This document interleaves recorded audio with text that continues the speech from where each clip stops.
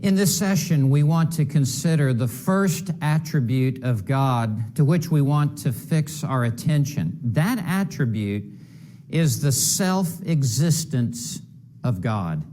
Some refer to it as the aseity of God, that God has all life in Himself.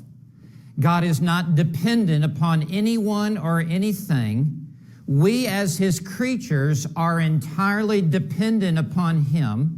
The life that we have, both physical and spiritual, has been derived from Him.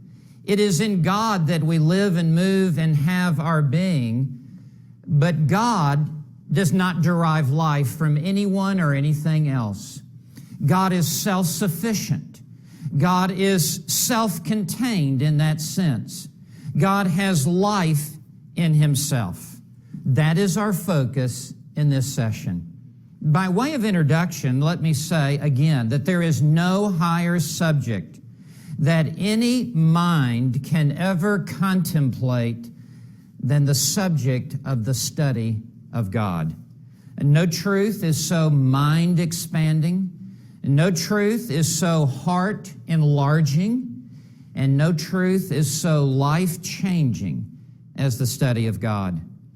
In 1855, a mere 20-year-old preacher in London, England, who is to become the prince of preachers, Charles Haddon Spurgeon, stood in the pulpit as he began his exposition of Malachi 3:6.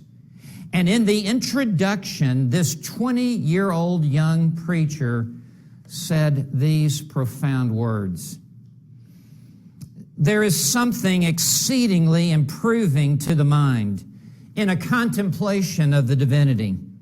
It is a subject so vast that all of our thoughts are lost in its immensity, so deep that our pride is drowned in its infinity. Other subjects we can comprehend and grapple with. In them we feel a kind of self-content and go on our way with the thought, 'Behold, I am wise.' But when we come to this master science, finding that our plumb line cannot sound its depth and that our eagle eye cannot see its height, we turn away with the solemn exclamation, 'I am of but yesterday and know nothing.' But while the subject humbles the mind, it also expands it. Nothing will so enlarge the intellect, nothing so magnify the whole soul of man as a devout, earnest, continuing investigation of the great subject of the deity." Close quote. Spurgeon was right. He hit the target. There is no subject so humbling as the study of the subject of God. We stand, as it were, as a moth on the surface of the sun, gazing into the brilliant, shining glory of the sun, and realize that we are but nothing.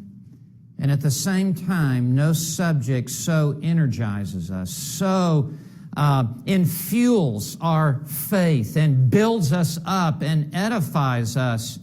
No subject so comforts us and consoles us as a study of the subject of God. That is our focus. Now, the Westminster Shorter Catechism, written in 1647, sets forth this following statement of faith regarding God. God is spirit, infinite, eternal, and unchangeable in His being. Wisdom, power, holiness, justice, goodness, and truth. Close quote. That is but a summary of the essence and the attributes of God. We want to now begin our focus on these attributes with the main lead attribute that uniquely distinguishes God, His self-existence. The Bible begins with this simple statement in Genesis 1:1. In the beginning, God created the heavens and the earth. Before creation, God was already in existence. God was already in existence as we look back into eternity past. In fact, there has never been a time when God did not exist. Psalm 93:2 says, "Your throne is established from of old." We would ask, how old is the throne of God? The second line of this verse tells us, "You are from everlasting." That's impossible for us to wrap our mind around that thought. We have all had a beginning. You can pull out your driver's license and see the date of your birth. We can go to a cemetery and see the year someone was born and the year that they die. But not so with God. He is without beginning. He is without end. In fact, we know that God existed from before the foundation of the world, from before time began.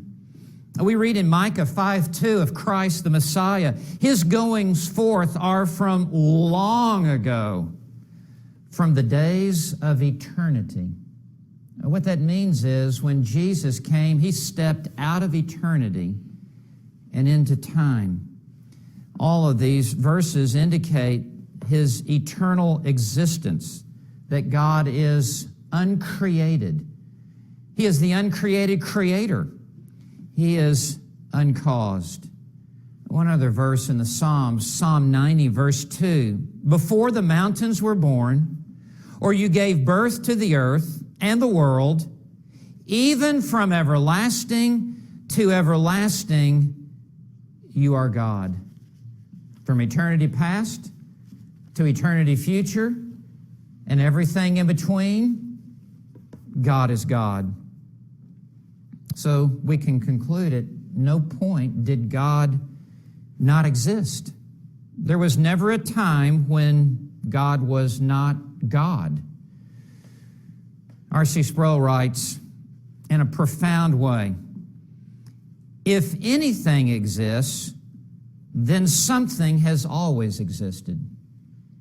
If there was ever absolutely nothing, then nothing could possibly be now, because you cannot get something out of nothing. Conversely, if there is something now, then that in and of itself demonstrates that there was always something. And that which always is exists in and of itself.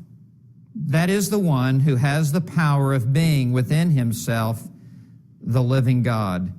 Close quote. What R.C. Sproul is saying is that because there is something now,